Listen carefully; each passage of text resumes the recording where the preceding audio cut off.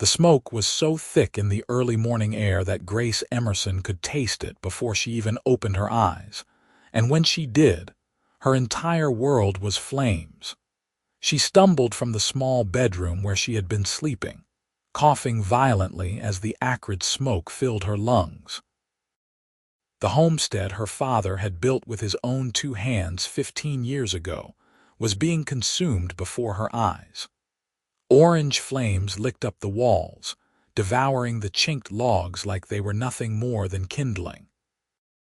Grace grabbed the quilt from her bed and wrapped it around herself as she ran toward the front door, her bare feet burning on the hot floorboards.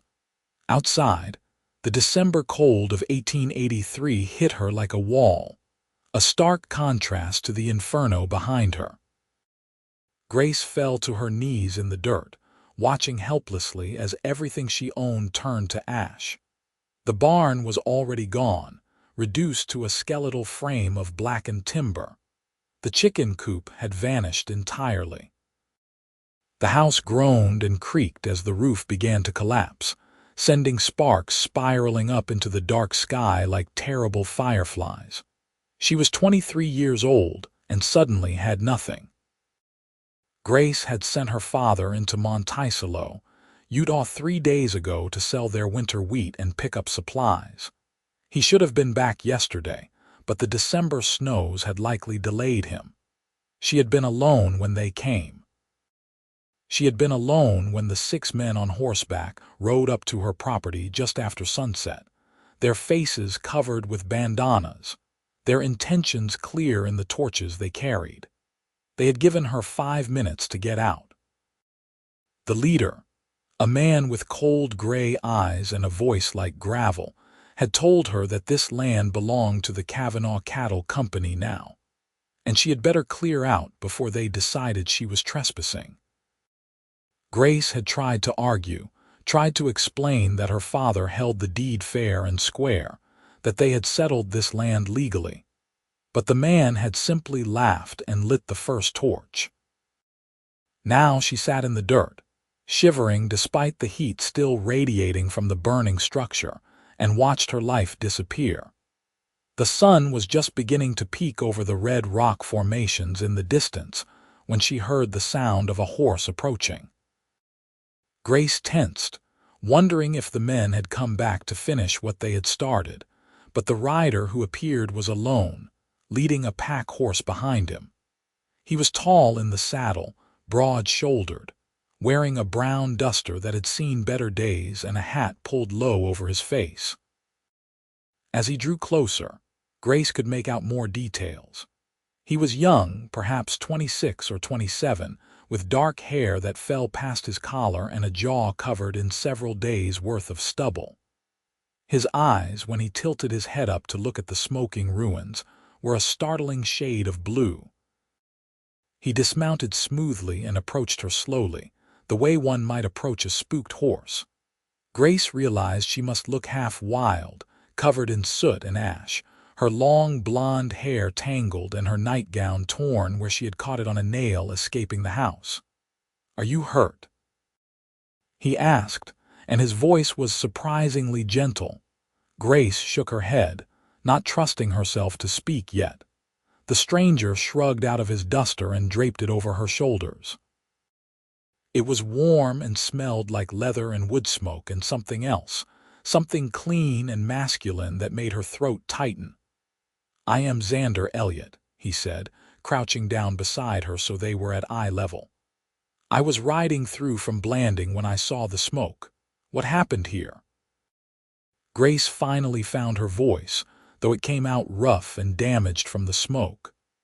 "The Kavanaugh Cattle Company happened. They said this land was theirs now.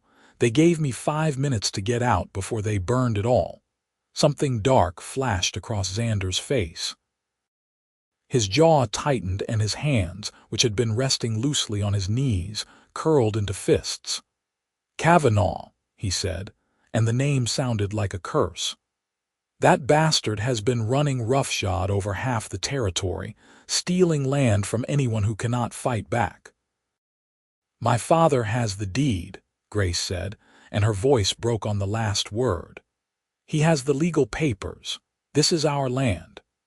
Xander was quiet for a moment, studying the ruins. The house had collapsed completely now, nothing left but smoking timber and the stone chimney standing like a grave marker. Where is your father now? In Monticello. He should be back today or tomorrow. Then we will wait for him, Xander said simply. And when he gets here, we will figure out what to do next. Grace looked at him, this stranger who had appeared out of nowhere and was suddenly offering help without asking for anything in return. Why would you do that? You do not even know us. Xander met her gaze steadily. I know what it is like to lose everything to men who take what they want because they can. I know what it is like to feel powerless, and I know that nobody should have to face that alone. There was a story there, Grace could tell, something painful behind those blue eyes, but she did not press. Instead, she pulled his duster tighter around herself and nodded. Thank you, she whispered. Xander stood and offered her his hand. Come on. Let us get you away from the smoke and get some food in you. Then we can start figuring out what can be salvaged. Grace took his hand and let him pull her to her feet. His grip was strong and calloused, the hand of a man who knew hard work. She swayed slightly, dizzy from smoke inhalation and shock, and Xander steadied her with a hand on her elbow. Easy, he said.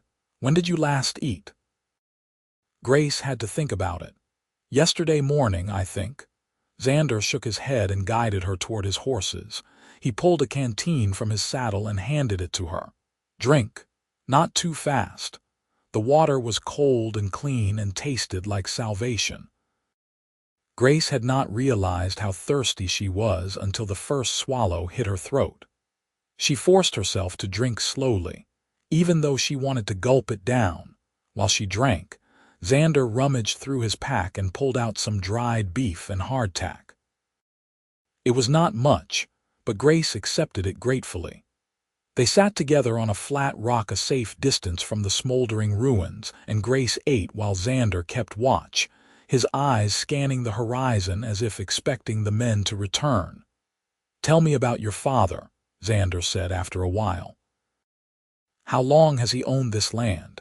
15 years. Grace said around a mouthful of beef. He came out here after my mother died back in Missouri. Wanted a fresh start. He filed the claim properly, proved up on it, got the deed registered in Monticello. This is legal land, legally owned. Kavanaugh does not care about legal, Xander said grimly. He has money and he has men, and he uses both to get what he wants. The law in these parts is stretched thin. The sheriff in Monticello is a good man, but he is one man against an entire cattle empire. So what do we do? Grace asked, and she hated how small her voice sounded. Xander turned to look at her, and there was something fierce and determined in his expression. We do not let them win. We build it back. We fight back. We show them that they cannot just burn people out and take what they want. How? Grace asked. I have nothing left. No house, no barn, no livestock. Even if my father comes back with the deed, what good is land with nothing on it? We will build it back together, Xander said, and the certainty in his voice made Grace want to believe him. I am a fair hand with carpentry. I have some money saved up. Between your father and me, we can get the basics up before winter really sets in. A cabin at least, something to keep you sheltered. Come spring, we can work on the rest. Grace stared at him. Why would you do this? You do not know us. This is not your fight. Xander was quiet for a long moment, staring out at the red rock landscape. When he finally spoke, his voice was low and rough with old pain. 5 years ago, I had a ranch in Colorado. Nothing big, just a small spread, but it was mine. I had worked for 10 years to save up enough to buy it. Then a railroad company decided they wanted to run a line right through my property. They made me an offer that was insulting, and when I refused, they made things difficult. Poisoned my water supply, ran off my cattle, burned my hay stores. Eventually, I had no choice but to sell for a fraction of what it was worth. He turned to look at Grace, and she saw the old anger still burning in his eyes. Nobody helped me. Nobody stood up for me. I had to walk away from everything I had built and start over with nothing. I swore that if I ever saw someone else in that position, I would not turn away. I would help. So that is what I am doing. Grace felt tears prickling at her eyes, but she blinked them back. She had cried enough for one day. I do not know how we could ever repay you. I am not asking for repayment, Xander said. I am offering help. There is a difference. They sat in silence for a while longer, watching the sun climb higher in the sky and the smoke gradually thin. Grace found herself studying Xander when he was not looking. He had a strong profile, with a straight nose and a firm chin. There was a small scar above his left eyebrow, barely visible beneath the shadow of his hat. His hands, resting on his knees, were large and capable-looking. He had the build of a man who spent his days in hard physical labor. But there was something gentle in the way he moved, the way he had helped her earlier. Grace realized with a start that she felt safe with him, this stranger who had ridden into her disaster like something out of a dime novel.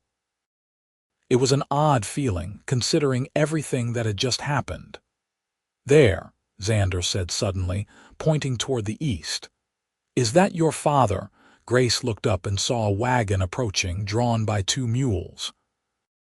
Even from a distance, she recognized her father's distinctive hunched posture in the driver's seat. Relief flooded through her so powerfully that she felt dizzy with it. "That is him," she said, and then she was running toward the wagon, Xander following at a more measured pace behind her. George Emerson saw the ruins before he saw his daughter. Grace watched his face go white, then red, then white again as he took in the destruction. He hauled back on the reins so hard the mules protested, and then he was climbing down from the wagon, his movements stiff and awkward from 3 days of hard riding. "Grace," he shouted. "Grace, where are you?"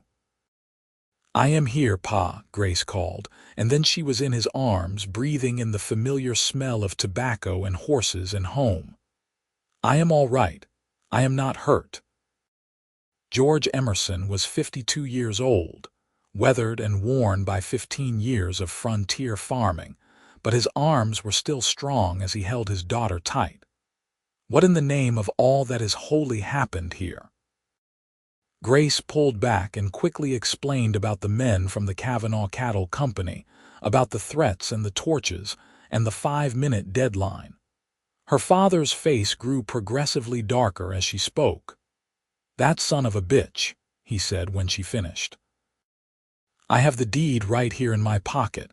This land is ours, legal and proper."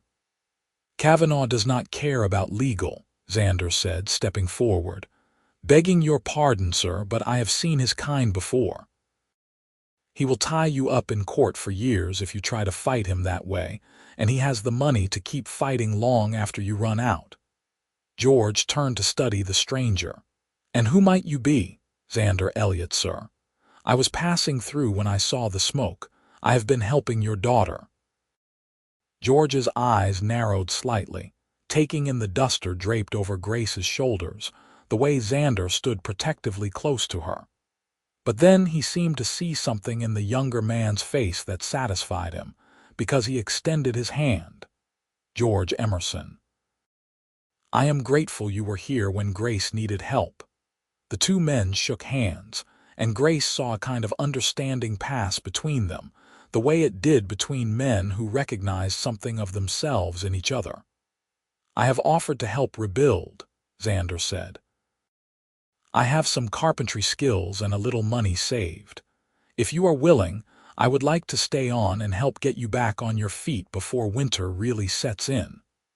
George looked at the ruins of his homestead, then at his daughter, then back at Xander. Grace could see him weighing options, considering pride against practicality. Finally, he nodded. "I would be grateful for the help," he said. I can pay you in room and board, though I am afraid the room will be nothing more than a tent for now." "That is more than fair," Xander said. "Then we had better get started," George said. "We have got maybe 3 weeks before the snow really starts coming down hard. If we are going to get any kind of shelter built, we need to move fast." The next few hours were spent salvaging what they could from the ruins. Xander proved to have a good eye for what was usable and what was not. They pulled out nails from the burned timber, straightened them, and saved them for reuse. George's wagon still had most of the supplies he had bought in Monticello, including several lengths of good lumber that would serve as a foundation for new construction. They set up 2 tents on the far side of the property, away from the ashes. One would serve as sleeping quarters for George and Grace, the other for Xander. It was not much, but it was shelter.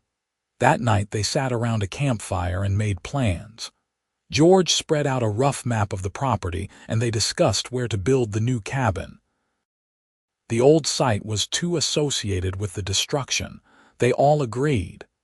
Instead, they would build on higher ground with a better view of the approach road so they could see anyone coming. "We need to be strategic about this," Xander said, studying the map by firelight. "If Kavanaugh's men come back, we need to be ready. I am thinking we build the cabin with gun ports, thick walls, a door that can be barred from the inside." "You are talking about building a fort, not a home," Grace said. "I am talking about building something that will keep you safe," Xander replied, looking at her directly. The firelight made his eyes seem even bluer, and Grace felt something flutter in her chest that had nothing to do with fear or grief. "He is right," George said. "I do not like it any more than you do, daughter, but we need to be practical. If they burned us out once, they might try again. Next time, we need to be ready." So it was decided. They would build a cabin that was part home, part fortress. It would not be pretty, but it would be strong. Over the next few days, they fell into a routine. The men would work on clearing the new building site and laying the foundation while Grace did what she could to contribute. She had saved a few cooking implements from the burned house, and she used them to make meals over the open fire. She fetched water from the creek. She helped where she could with the lighter work, and she watched Xander Elliott. She could not help it.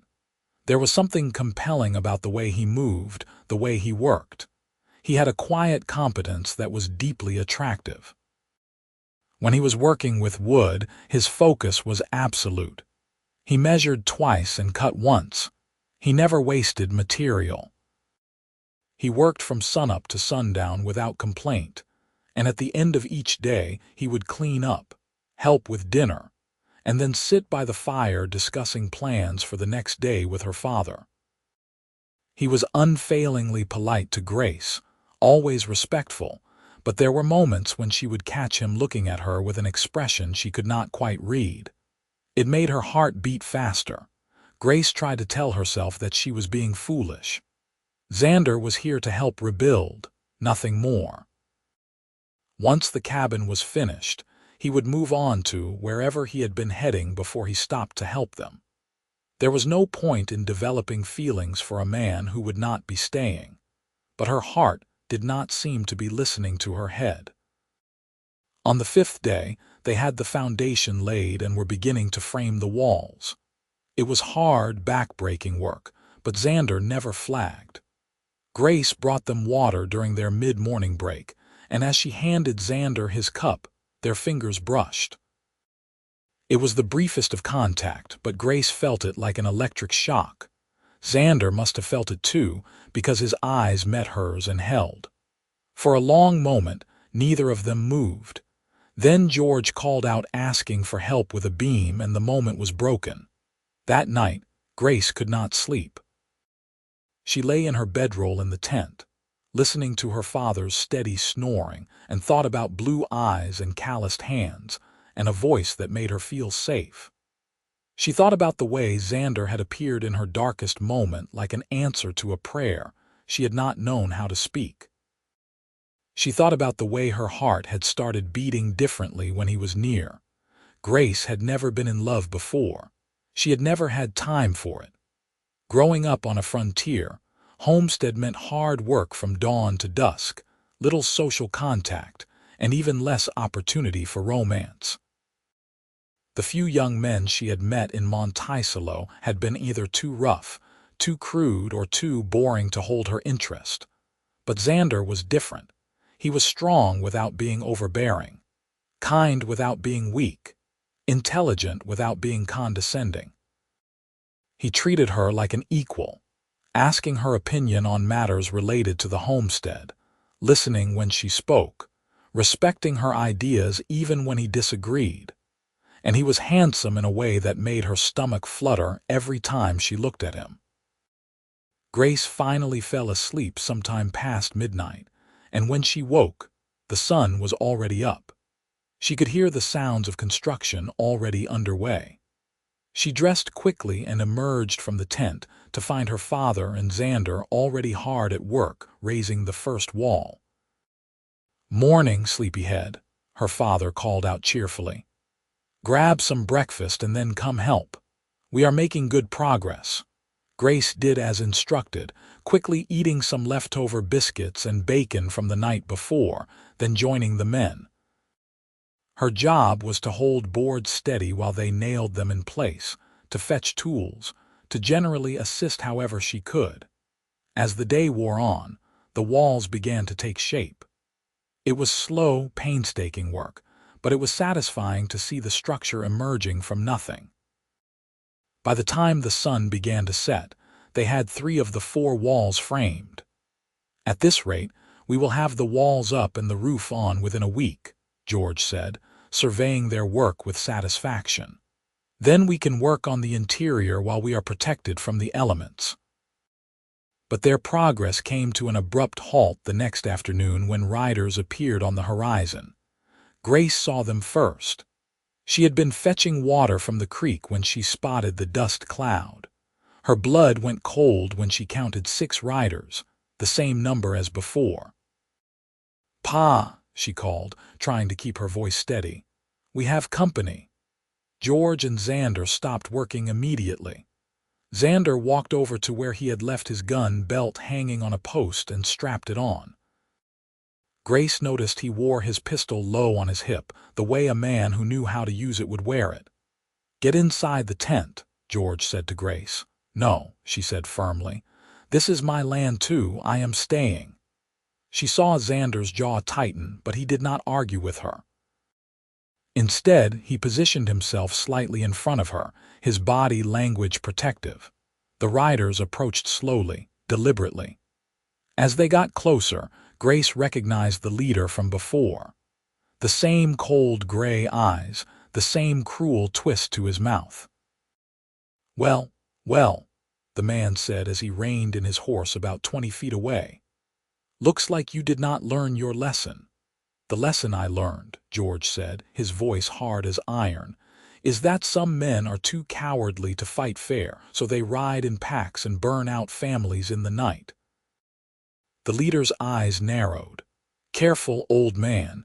You are on Kavanaugh land." "I am on my land," George said.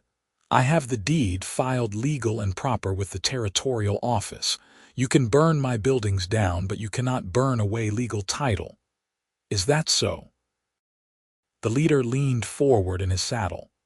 "Well, maybe we will just have to burn you along with the buildings this time." Xander moved so fast that Grace barely saw it. One moment he was standing beside her, the next his pistol was in his hand, pointed directly at the leader's chest. "I think you should ride on," Xander said, his voice calm but carrying an edge of steel that made Grace's skin prickle. "Right now, before this turns into something you will regret." The leader looked at Xander, really looked at him for the first time. Something shifted in his expression. "I know you," he said slowly. "You are Xander Elliott. Used to ranch up in Colorado." "That is right," Xander said. "And I know you too, Jack Carson. I heard you hired on with Kavanaugh after you got run out of Denver for cattle rustling. Seems like you found the perfect employer.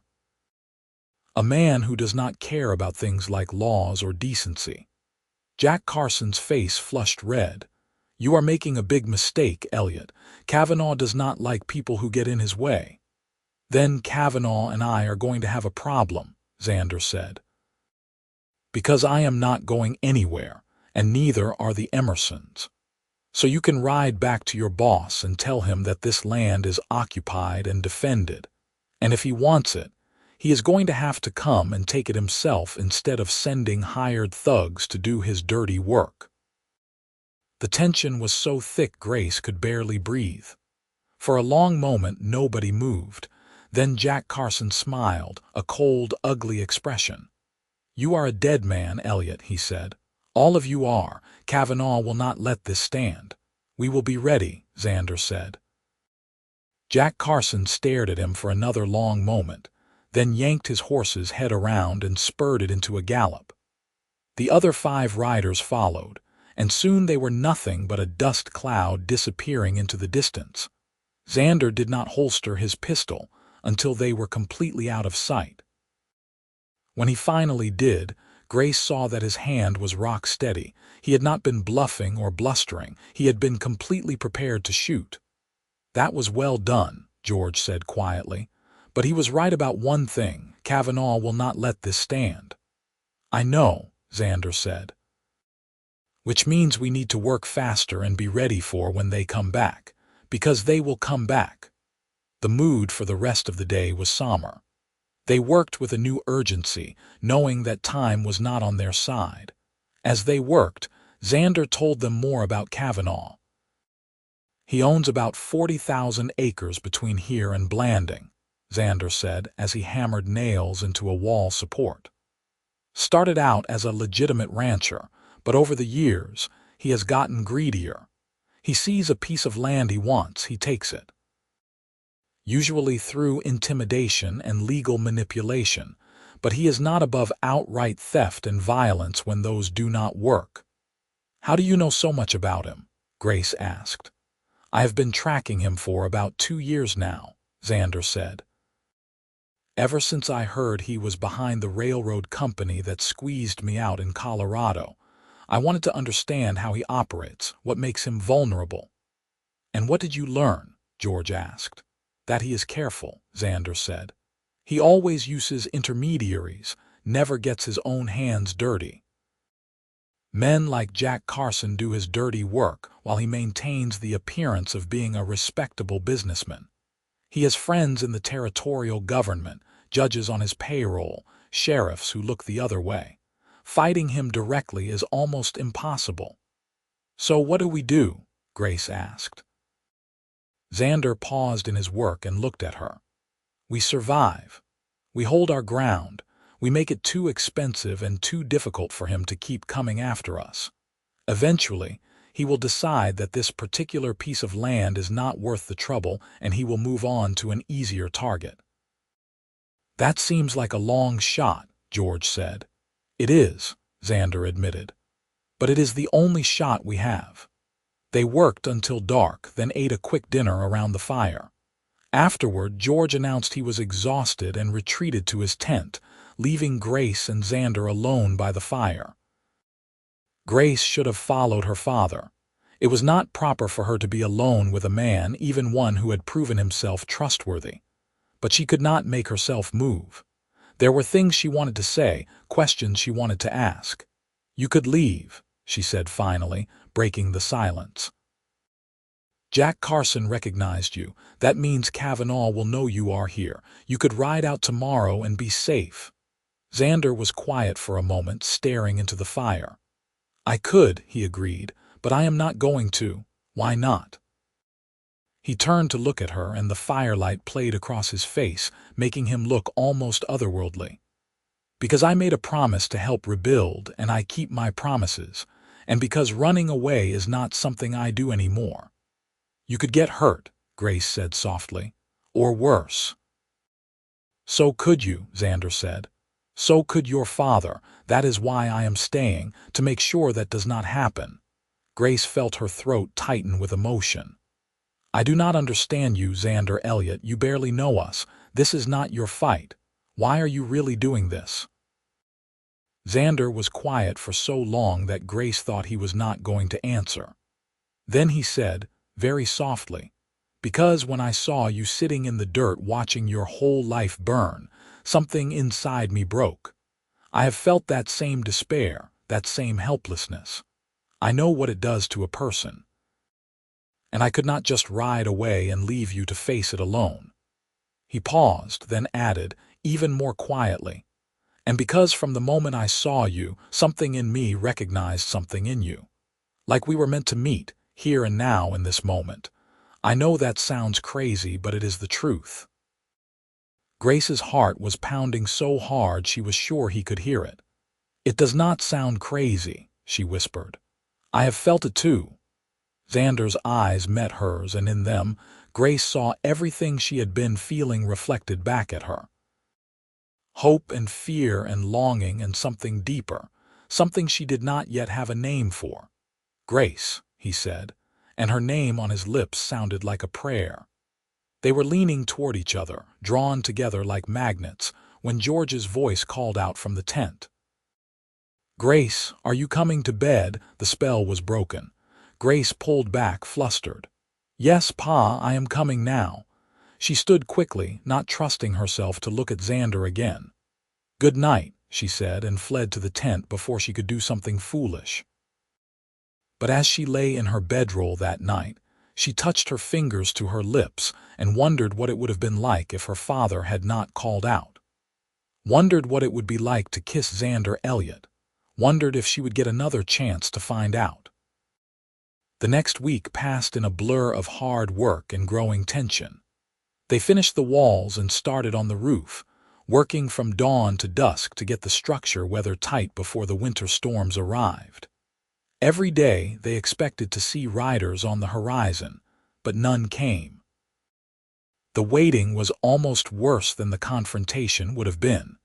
Grace and Xander did not have another moment alone. George seemed to have developed a sixth sense for whenever they were getting too close, and would always appear or call out at just the right moment to interrupt. Grace was not sure if he was doing it on purpose, or if it was just unfortunate timing. But even without words or privacy, Grace felt her feelings for Xander growing stronger every day. It was in the way he would make sure she ate enough at meals. In the way he would adjust his work schedule to be near her when possible.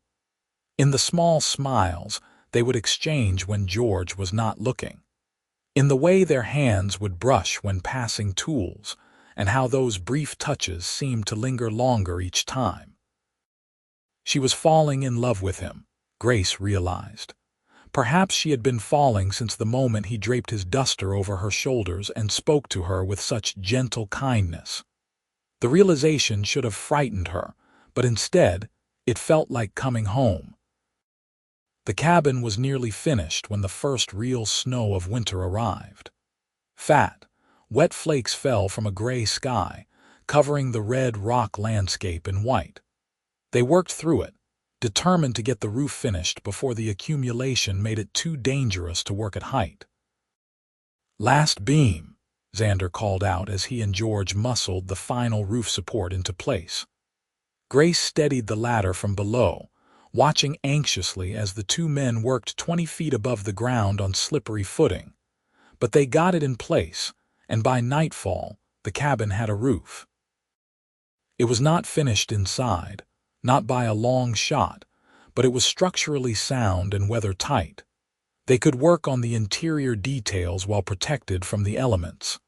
That night, they celebrated with a special dinner.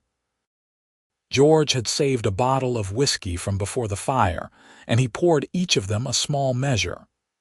"To new beginnings," he said, raising his cup. "To new beginnings," Grace and Xander echoed. The whiskey burned going down, but it warmed Grace from the inside. She felt something loosening in her chest, some knot of fear and grief that had been there since the night of the fire. They had done it. They had rebuilt. The cabin was not as large or as nice as the old house had been, but it was solid and strong and theirs. "I want to thank you, Xander," George said after a while. "Without your help, we never would have gotten this far before winter set in. You have been a blessing to this family." Xander looked uncomfortable with the praise. "I was glad to help." "All the same, you have done more than any stranger had a right to be expected to do," George continued.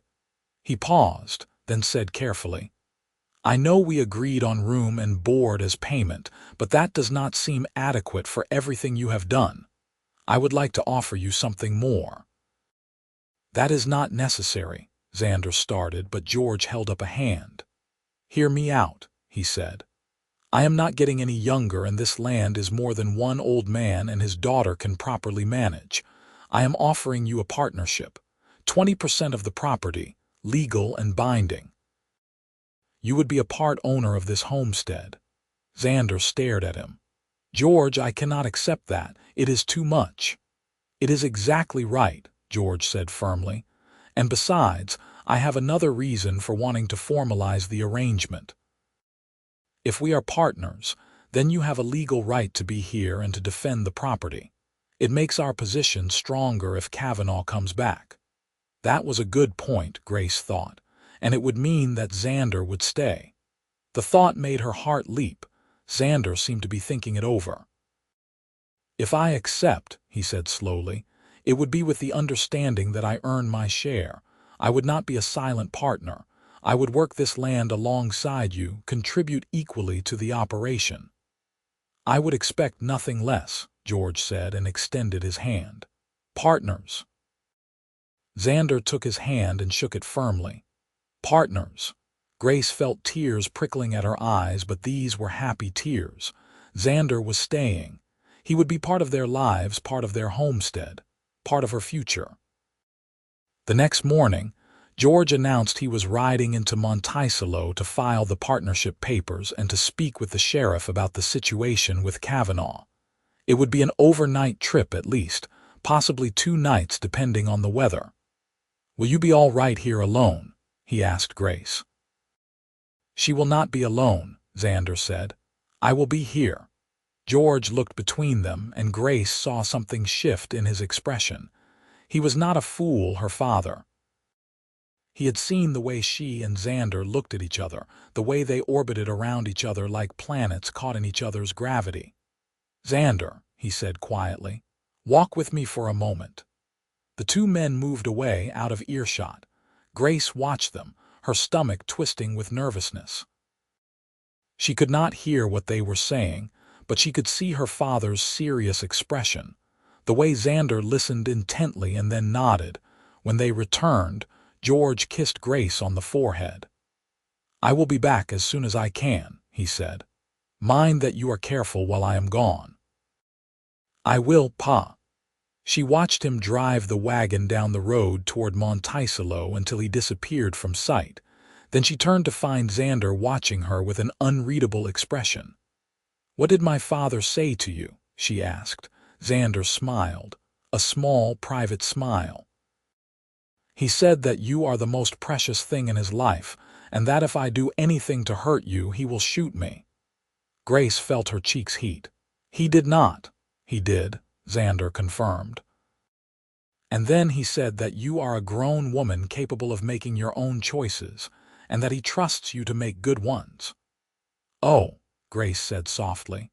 They stood there, looking at each other, the air between them charged with possibility. Then Xander said, "We should probably get to work on the interior. Those bunks will not build themselves." It was the practical thing to do, the sensible thing. But Grace did not want to be practical or sensible. Not anymore. She had spent her whole life being practical and sensible, and where had it gotten her? Her home burned, her future uncertain. But then Xander had appeared, and suddenly everything had changed. "Xander," she said, and he stopped, turning back to face her.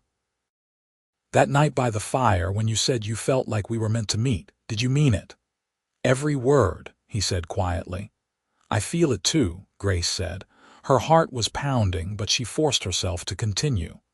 "I feel like I've been waiting my whole life for you to show up. Like everything that happened, as terrible as it was, happened so that we could meet. Does that make any sense?" "Perfect sense," Xander said. He took a step toward her, then another. "Grace, I need you to know something. I did not plan this. I did not plan to come here and fall in love with the first woman I saw. But that is exactly what happened." Grace's breath caught. "You love me."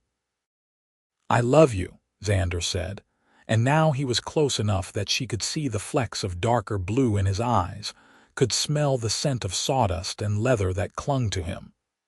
"I know it is too soon. I know we have only known each other for 2 weeks, but I look at you and I see my future. I see the woman I want to build a life with, to grow old with. I see everything I have been searching for and did not know I needed." "Xander," Grace whispered, and then she was in his arms and his lips were on hers and the world fell away. Kissing Xander was like coming home and setting off on an adventure all at once. His lips were warm and firm against hers, his arms strong and safe around her. Grace had never been kissed before, but her body seemed to know what to do, how to move, how to respond. She wound her arms around his neck and kissed him back with all the emotion she had been holding inside. When they finally broke apart, both breathless, Xander rested his forehead against hers. "I have wanted to do that since the moment I saw you," he said. "I have wanted you to," Grace admitted. They spent the rest of that day working on the cabin, but everything felt different now. The air seemed brighter, the work easier. They would catch each other's eye and smile, and sometimes Xander would steal a quick kiss when he passed her, making Grace laugh with delight. That evening they sat by the fire and talked for hours. Xander told her about his childhood in Kansas, about his family's farm and how he had left to seek his fortune out west. He told her about the years of hard work, the ranch he had built and lost, the bitterness that had consumed him afterward. "I was angry for so long," he said, staring into the flames. "Angry at the railroad company, at the men who had ruined me, at the world for being so unfair. That anger was eating me alive. So I decided to do something about it. I started tracking Kavanaugh, learning about his operation. I thought if I could bring him down, it would somehow balance the scales, make things right." "And did it?" Grace asked. Xander shook his head. "No, because I realized that revenge was not what I needed. What I needed was a purpose, a reason to keep going, and then I found you." He took her hand, lacing his fingers through hers. "Meeting you changed everything, Grace. You reminded me that there is still good in the world, still things worth fighting for. Not revenge, but justice. Not tearing down, but building up. You gave me hope again." Grace felt tears sliding down her cheeks. "You did the same for me. When I saw my home burning, I thought my life was over. I thought I had lost everything. But then you showed up, and you showed me that endings can also be beginnings. That what seems like the worst thing can actually be the start of something better." They kissed again, slower this time, sweeter. And when they finally pulled apart, Xander said, "I want to marry you, Grace Emerson. I know it is too soon to ask. I know we need more time, but I need you to know my intentions. I am not just here to help rebuild your homestead. I am here because I want to build a life with you." "Yes," Grace said without hesitation. Xander blinked. "Yes. Yes, I will marry you," Grace said, laughing through her tears. "I do not need more time to know what I feel. I love you, Xander Elliott. I want to be your wife." Xander let out a whoop of joy and swept her up in his arms, spinning her around until they were both dizzy and laughing. When he set her down, he kissed her again, long and deep and full of promise. "We should wait until your father gets back to make it official," Xander said when they came up for air. "I want to do this properly, ask for his blessing." "He already gave it," Grace said. "Why do you think he left us alone overnight?" Xander laughed. Your father is a sly one. They stayed up late into the night making plans for their future. They would finish the interior of the cabin, add on a proper bedroom, maybe build a new barn in the spring. They would expand the farm, buy livestock, plant crops. They would build a life together, here on this land that they had fought for and earned. And if Kavanaugh came back, they would face him together. George returned 2 days later, bringing news both good and bad. The good news was that the partnership papers had been filed and were now official. The bad news was that the sheriff had been unable to do anything about Kavanaugh. He says his hands are tied without proof, George reported as they sat around the table in the newly finished cabin. We know it was Kavanaugh's men who burned us out, but we cannot prove it. Jack Carson and his crew all have alibis. Kavanaugh himself was in Salt Lake City on business the night of the fire. Convenient, Xander said darkly. The sheriff did say he would keep an eye on things, George continued. But he made it clear that we are mostly on our own as far as protection goes. Then we protect ourselves, Xander said. We are ready for them if they come back. George nodded, then turned to look at his daughter and Xander. They were sitting close together, their hands clasped on the table. He smiled. I take it you two have some news for me. Grace felt herself blushing, but she met her father's eyes steadily. Xander asked me to marry him. I said yes. George's smile widened. Well, it is about time. I was starting to think I would have to lock you two in the barn until you figured things out. You approve? Xander asked. Son, I approved the moment I saw the way you looked at my daughter, George said, like she was the most precious thing in the world. That is how a man should look at the woman he loves. You have my blessing and my gratitude. They celebrated with another special dinner, and afterward they began planning the wedding. It would be a simple affair, held in Monticello in the spring. Just family and a few friends, nothing fancy. But it would be theirs, and that was all that mattered. Winter settled in hard over the next few weeks. The snow piled up, sometimes reaching 3 feet deep. They were trapped at the homestead, but Grace did not mind. It gave her time with Xander, time to learn all the small details about the man she was going to marry. She learned that he hummed while he worked, old cowboy songs that he had picked up in his years on the trail. She learned that he was ticklish on his ribs, that he took his coffee black with no sugar, that he could not carry a tune to save his life but sang anyway. She learned that he was patient and kind, quick to laugh and slow to anger, that he had a deep sense of honor and justice that guided everything he did. And she learned that he loved her with a fierce, protective devotion that took her breath away. They spent their evenings by the fire, Grace working on sewing a proper dress for the wedding while Xander carved small wooden animals that he claimed were for the children they would someday have. George would work on accounting or read from one of the few books they owned, occasionally looking up to smile at the young couple. It was peaceful and domestic and perfect. But peace never lasted forever. The attack came on a bitter cold night in late January. Grace woke to the sound of breaking glass and men shouting. She sat up in her bed, heart pounding, as Xander and her father scrambled for their weapons. Stay down, Xander ordered, and then he was at the gun port, firing out into the darkness. Grace could see the muzzle flashes outside, could hear bullets thudding into the thick cabin walls. There were at least a dozen men out there, maybe more. They had come in the dead of night, thinking to catch the homestead undefended, but Xander had planned for this. He and George fired methodically, picking their targets carefully. Grace loaded weapons for them, keeping her hands steady despite her fear. The cabin's design proved its worth. The thick walls stopped the incoming bullets. The gun ports gave them protected firing positions. The high windows prevented anyone from climbing in.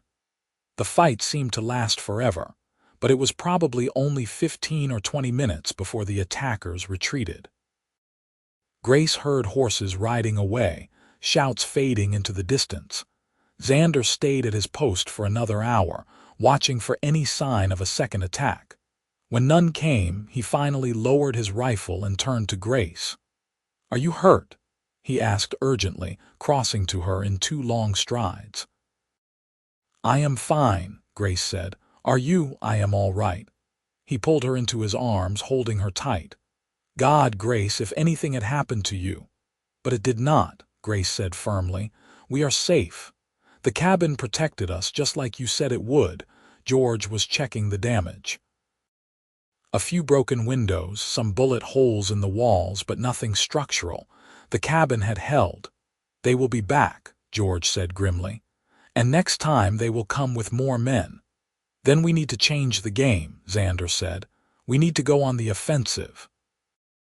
Over the next few days, they discussed options. They could not just sit and wait for the next attack. They needed to do something to force Kavanaugh to back off. Xander had an idea. "I have been compiling information on Kavanaugh for 2 years," he said. "Dates, names, properties he has stolen.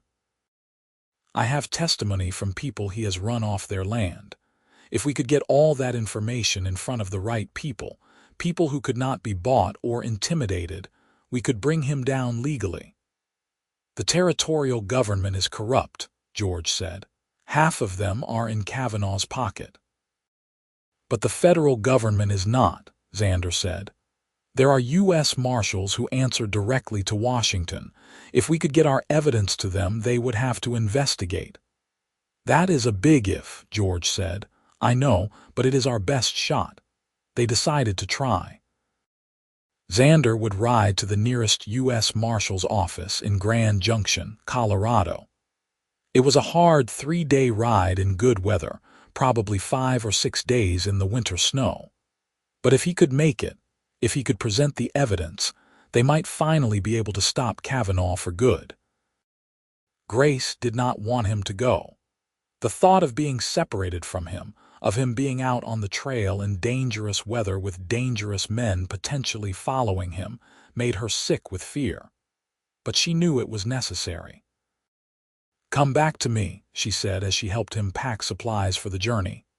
"Always," Xander promised. He pulled her close and kissed her, deep and lingering. "I am coming back, Grace. Nothing on this earth could keep me from you." He left the next morning at first light. Grace stood in the doorway of the cabin and watched until he was out of sight, her hand pressed against her heart. The next week was the longest of Grace's life. She and her father went about their daily routines, but everything felt hollow without Xander there. Grace found herself looking toward the road constantly, hoping to see him returning on the 8th day. 2 things happened first. Xander returned, tired and cold but triumphant. He had made it to Grand Junction and met with the U.S. Marshal there. The Marshal had been very interested in the evidence and had promised to open an investigation into Kavanaugh's activities. Second, a formal letter arrived from Kavanaugh's lawyer, demanding that the Emersons vacate the property within 30 days or face legal action. "He is trying to force us out through the courts now," George said, reading the letter. "He must know that we went to the Marshals." "Let him try," Xander said. "We have the law on our side now. The real law, not his bought judges and corrupt officials." But the legal battle was just beginning, and it would take months to resolve. In the meantime, they had to hold on, had to keep defending their land and their rights. The winter gave way to spring, and with it came new challenges. Kavanaugh's legal team filed motion after motion, trying to tie them up in court. The U.S. Marshal's investigation was moving forward, but slowly, grinding through bureaucracy and Kavanaugh's attempts to obstruct. Through it all, Grace and Xander held onto each other. They set a date for their wedding in late April, refusing to let Kavanaugh's intimidation tactics control their lives. The ceremony was held in the small church in Monticello on a beautiful spring day. Grace wore a simple white dress she had sewn herself, and Xander wore his best suit, the one he had been saving for a special occasion. George walked Grace down the aisle, tears in his eyes. When Xander took her hands and spoke his vows, promising to love and cherish her for the rest of his days, Grace felt like her heart might burst from happiness. And when the preacher pronounced them man and wife, and Xander kissed her for the first time as her husband, Grace knew that no matter what challenges they faced, they would face them together. The reception was small but joyful. Friends and neighbors came to celebrate, many of them homesteaders themselves who were sympathetic to the Emersons' fight against Kavanaugh. They danced and ate and toasted the new couple, and for a few hours, Grace forgot about land deeds and legal battles and just let herself be happy. That night, in the cabin they would now share as man and wife, Xander made love to Grace with a tenderness and passion that brought tears to her eyes. Afterward, they lay tangled together, and Grace thought that she had never been happier than she was in this moment. "I love you, Mrs. Elliott," Xander whispered against her hair. "I love you too, Mr. Elliott," Grace replied. The legal battle continued through the summer, but things were starting to turn in their favor. The U.S. Marshal's investigation had uncovered evidence of fraud and intimidation involving multiple properties across the territory. Several of Kavanaugh's associates had been arrested, and pressure was mounting on the cattle baron himself. In August, Jack Carson was arrested for cattle rustling and arson. He tried to cut a deal, offering to testify against Kavanaugh in exchange for leniency. The territorial prosecutor agreed, and suddenly the case against Kavanaugh became much stronger. In September, Kavanaugh himself was arrested and charged with multiple counts of fraud, intimidation, and conspiracy. His empire began to crumble as business associates distanced themselves and properties he had illegally obtained were returned to their rightful owners. The case went to trial in October. Grace and Xander testified about the night their homestead was burned, about the threats and the attacks. Other victims came forward with similar stories. The evidence was overwhelming. The jury deliberated for less than 2 hours before returning a guilty verdict on all counts. Kavanaugh was sentenced to 20 years in the territorial prison. His assets were seized, his illegal land claims voided. The era of his reign over southeastern Utah was over. When the verdict was read, Grace felt a weight lift from her shoulders that she had not even fully realized she was carrying. It was finally over. They could finally build their lives in peace. They returned to the homestead with light hearts and new determination. With Kavanaugh gone and his legal claims dismissed, their ownership of the land was secure. They could finally stop just surviving and start truly thriving. Over the next year, they expanded the homestead. They built a new barn, bought cattle and chickens, planted extensive crops. Xander proved to have a natural talent for ranching, and under his management, the operation began to turn a real profit. George, now in his mid-50s and feeling his age, gradually stepped back from the day-to-day operations, content to let his daughter and son-in-law take over while he enjoyed a well-earned semi-retirement.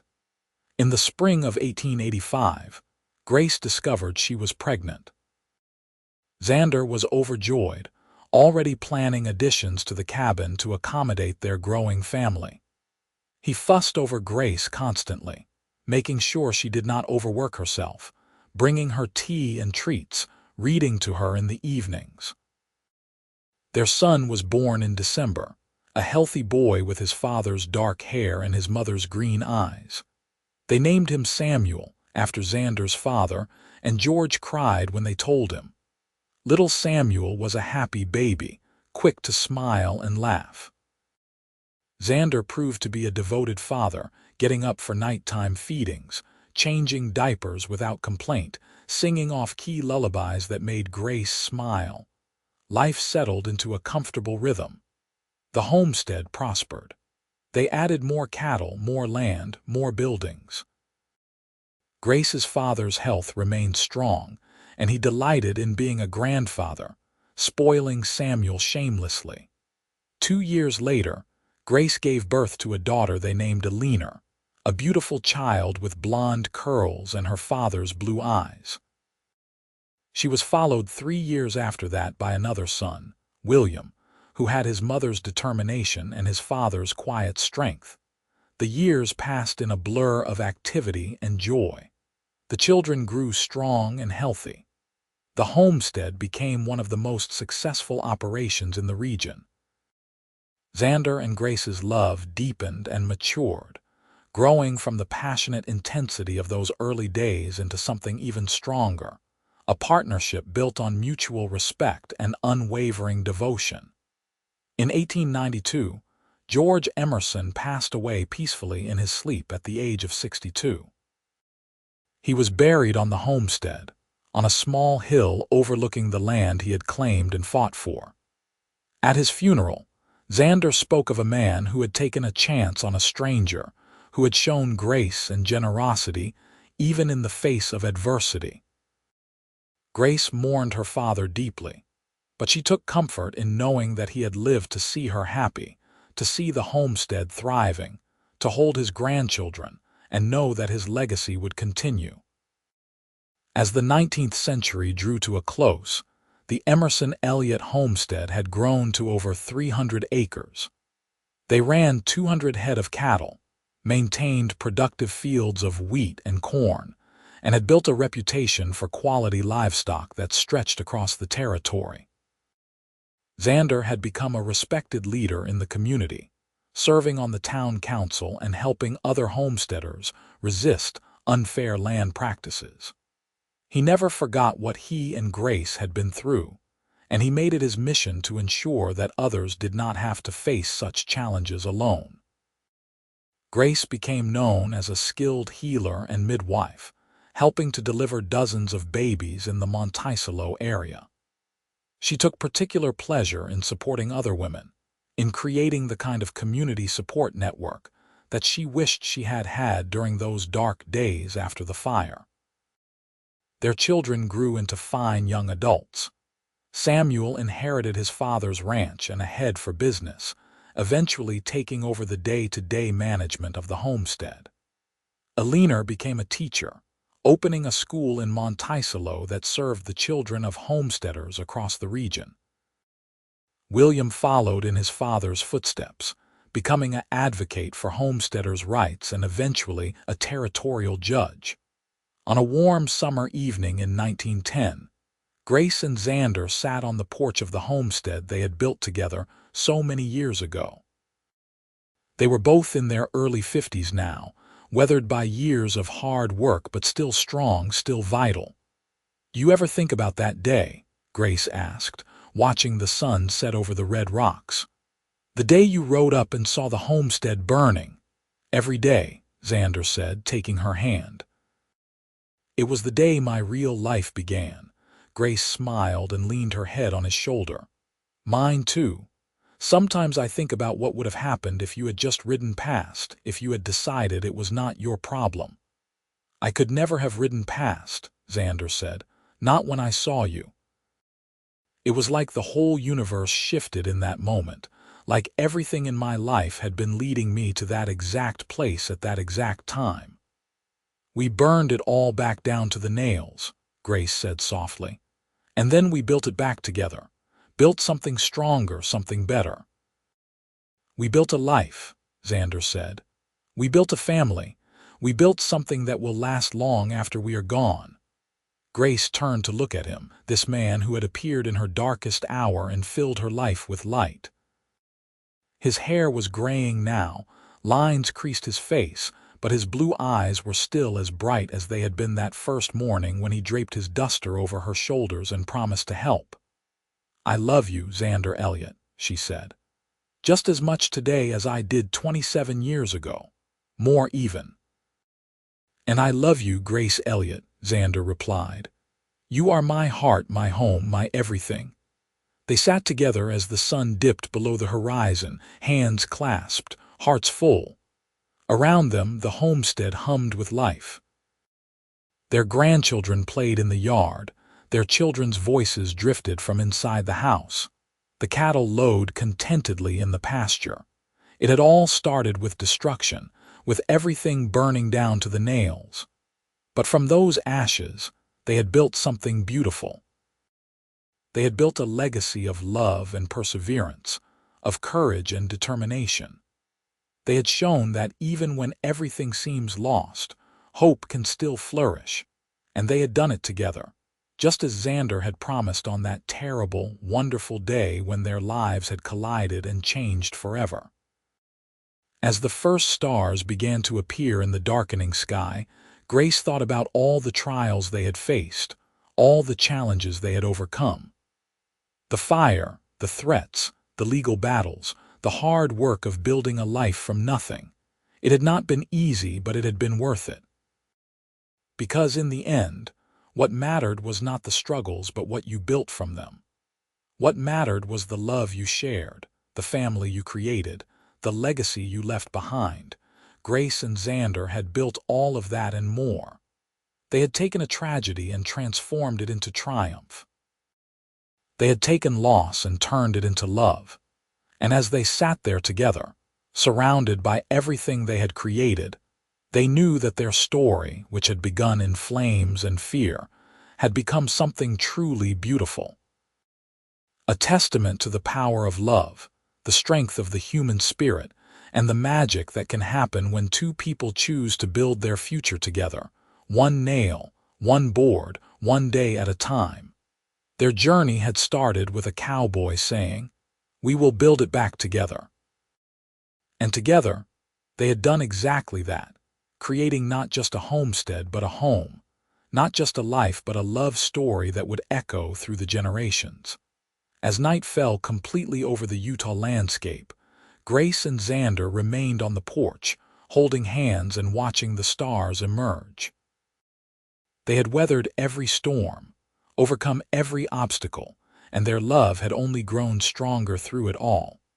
Inside the house, their oldest son Samuel was discussing ranch business with his younger brother William.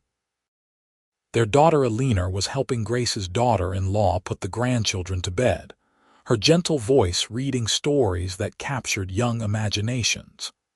"You remember when this cabin was nothing but a foundation and a dream?" Xander asked, his thumb stroking the back of Grace's hand. "I remember thinking it was impossible," Grace admitted. "I remember standing in the ashes of everything I knew and thinking my life was over. And instead, it was just beginning," Xander said. "Because of you," Grace said softly. "Because you stopped when you could have kept riding. Because you saw someone in need and decided to help, even when it cost you time and money and safety." Xander was quiet for a moment. "I told you once that I felt like we were meant to meet, like the universe had arranged it. Do you remember?" "I remember everything about those first days," Grace said. "Every word, every look, every moment." "I still believe that," Xander said. "I still believe that everything in my life, good and bad, led me to that moment, to you. Losing my ranch in Colorado, tracking Kavanaugh, being on that road at that exact time. It all happened so I could find you." Grace felt tears gathering in her eyes, but they were happy tears. "I used to be angry about the fire," she confessed. "Angry at Kavanaugh, angry at the men who did it, angry at the unfairness of it all. But I am not angry anymore, because if it had not happened, I might never have met you. We might have been neighbors who nodded to each other in town but never really connected. The fire brought us together." "I would have found you anyway," Xander said with conviction. "Somehow, someway, we were always meant to be." They heard laughter from inside, the sound of their family enjoying each other's company. It was a sound they had created, a joy they had built from nothing. "We should go in," Grace said, though she made no move to stand. In a minute, Xander said. I want to remember this moment. The two of us, our family safe and happy inside, the homestead thriving around us. This is everything I ever wanted and more than I ever dreamed I could have. Grace leaned into him, breathing in the familiar scent of him, feeling the solid warmth of his body against hers. After 27 years of marriage, he could still make her heart race with a look, still make her feel cherished and desired and loved beyond measure. Do you think the children understand how lucky we are? Grace asked. Do you think they know how rare this is, what we have? I think they will, Xander said. When they have children of their own, when they build their own lives and face their own challenges, they will look back and understand that what we gave them was not just a successful ranch or a comfortable life, but an example of what love can be when it is real and true and tested by fire. Grace smiled at the metaphor. Tested by fire indeed, literally, in their case. I want them to know the whole story, she said. Not just the good parts. I want them to know about the struggles, the fear, the times we did not know if we would make it, because those parts make the triumph mean something. We will tell them, Xander promised. We will make sure they understand that anything worth having is worth fighting for. That love is not just the easy moments, but choosing each other every day, even when it is hard. They sat in comfortable silence for a while longer, watching the lights of Monticello twinkle in the distance. The town had grown significantly since they had first arrived. There was talk of Utah becoming a state soon, of the wild frontier days being over, of civilization taming the West. But here, in this moment, Grace could still feel the wild freedom that had drawn her father west all those years ago. The sense of endless possibility, of lives being built with bare hands and determination. Come on, Xander said finally, standing and pulling Grace to her feet. Let us go be with our family. They walked into the house together, hand in hand as always. The children looked up and smiled as they entered, making room for them at the table where a lively discussion about ranching techniques was taking place. As Grace sat down and listened to her sons debate the merits of different cattle breeds, as she watched her daughter help settle a dispute between two grandchildren, as she felt Xander's hand find hers under the table and squeeze gently, she felt a profound sense of contentment. This was home. This was family. This was love, and it had all started with ashes and a promise. With a stranger on horseback who looked at a woman who had lost everything and said, "We will build it back together." They had kept that promise over and over again through 27 years of building and growing and loving, and they would keep on keeping it for as long as they both drew breath, because that was what love did. It built, it grew, it endured. And Grace and Xander's love had done all three, creating a legacy that would outlast them both, a testament to the power of two people choosing each other and refusing to give up, no matter what obstacles stood in their way. As the evening wore on and eventually the grandchildren were put to bed, and the adult children departed for their own homes, Grace and Xander prepared for bed in the room they had shared for so many years. "Another good day," Xander said as he pulled off his boots. "The best kind of day," Grace agreed, brushing out her long hair. It was streaked with silver now, but Xander still told her she was the most beautiful woman he had ever seen. They climbed into bed together, fitting against each other in the way of long married couples who knew every curve and hollow of each other's bodies. "Thank you," Grace said softly into the darkness. "For what?" Xander asked. "For stopping that day. For staying. For loving me. For building this life with me." Xander kissed the top of her head.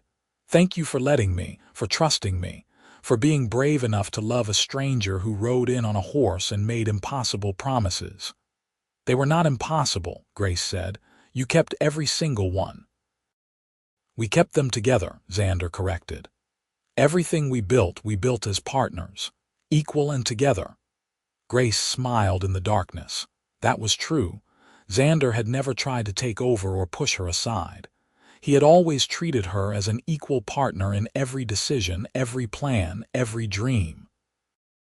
It was one of the many reasons she loved him so deeply. "I wonder what happens next," Grace mused. "What new adventures await us?"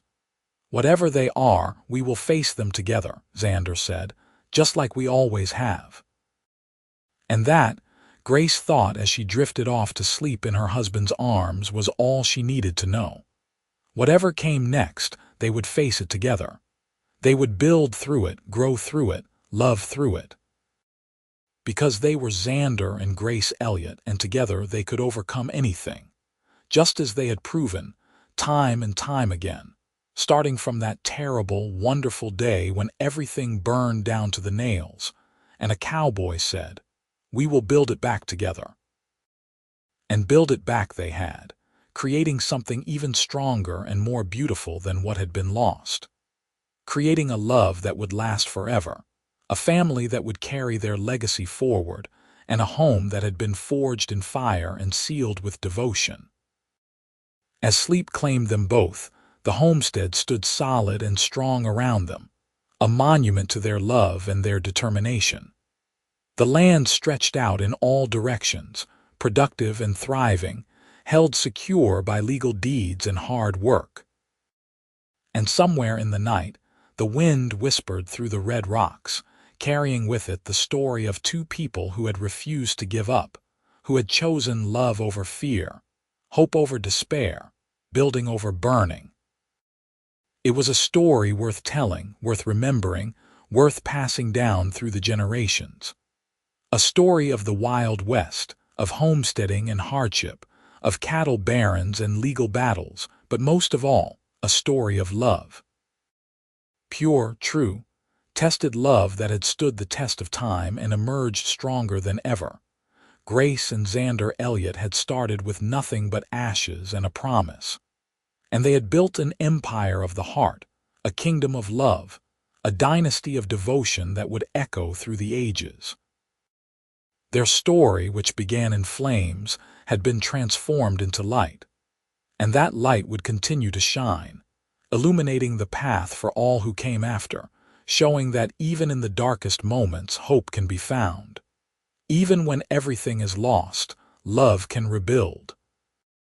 Even when the world burns down to the nails, two people choosing each other can create something beautiful and lasting.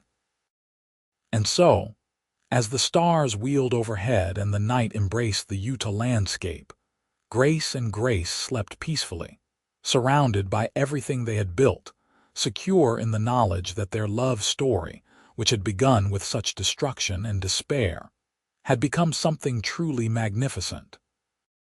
A testament to the power of a single choice, a single promise, a single moment when a cowboy looked at a woman surrounded by ashes and said, "We will build it back together." And together, they had built not just a homestead but a home, not just a life but a legacy. Not just a partnership, but a love that would last forever, surviving every challenge, overcoming every obstacle and emerging stronger with each passing year. It was, in the end, the very best kind of love story. The kind built on shared hardship and mutual respect, on daily choices and unwavering commitment, on the simple but profound truth that two people, working together with love and determination, can overcome anything the world throws at them. And the Elliott family would continue to thrive, generation after generation, all because of what Grace and Xander had built together from the ashes of that terrible fire.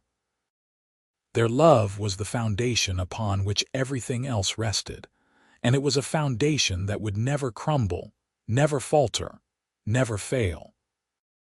As the new century dawned and the world changed around them, as technology advanced, and the frontier closed and the Wild West became history, the story of Grace and Xander Elliott remained constant. A beacon of hope, a reminder of what love could accomplish, a testament to the human spirit's ability to rebuild, to overcome, to thrive even in the face of devastating loss. They had taken tragedy and transformed it into triumph. They had taken loss and turned it into love. And they had shown, through their lives and their devotion to each other, that the most powerful force in the world was not money or power or intimidation, but two people choosing to stand together, to build together, to love together, no matter what. And that was a lesson worth learning, a story worth telling, a legacy worth leaving. The homestead would stand for generations, a physical reminder of what Grace and Xander had built. But their true legacy was not in the buildings or the land or the cattle. It was in the love they had shared, the family they had created, and the example they had set. An example that said love was worth fighting for. That hope could survive even the darkest nights. That two people, committed to each other and to building something beautiful together, could overcome any obstacle and create something lasting and true. And as Grace and Xander slept peacefully in each other's arms, surrounded by the life they had built together, the stars above seemed to shine just a little brighter, as if the universe itself was celebrating their love story. A story that had begun with flames and fear, but had been transformed through love and determination into something beautiful, something lasting, something eternal. The kind of love story that reminded everyone who heard it that happy endings were not just possible, but worth fighting for, worth building for, worth believing in, even when everything seemed lost, because Grace and Xander Elliott had proved beyond any doubt that love could conquer all, that two people, choosing each other every single day, could build a life of joy and meaning and purpose. They had started with nothing but ashes and a promise, and they had built everything, together,